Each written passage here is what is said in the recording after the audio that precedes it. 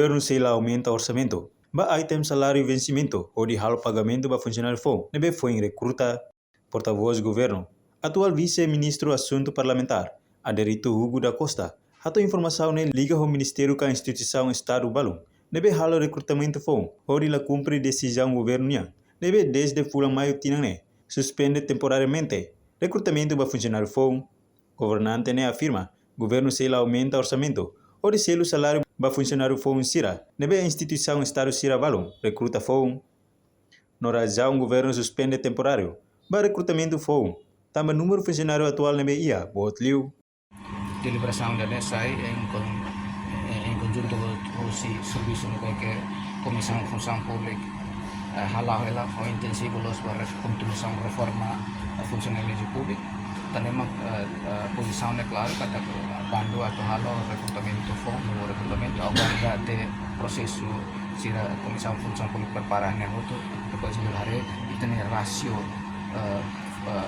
funcionário força de trabalho e a administração pública ida rasionya makin lebih tambah hanya sehingga acompanha debate semana quanto que a generalidade do orçamento né pontos importantes logo que da deputado forte maka número funcionário atual até na 70.000. O serviço extraordinário né que comissão função pública em o serviço reforma funcionário público né que não governo halo makita hari kata situação atual magirne magan label hamos kata ko estabelecimento governo lokal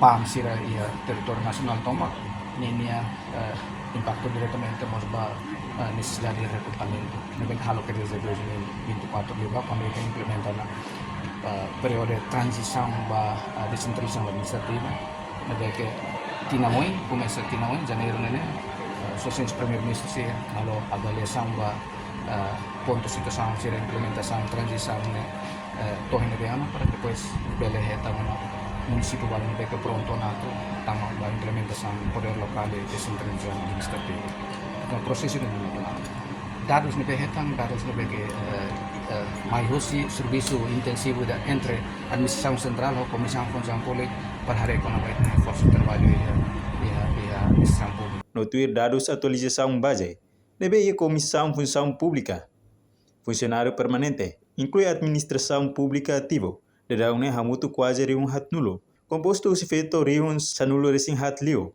no mane riun rua nulo resin lima resin, reportagem Mela Fátima, Televisão Timor Post.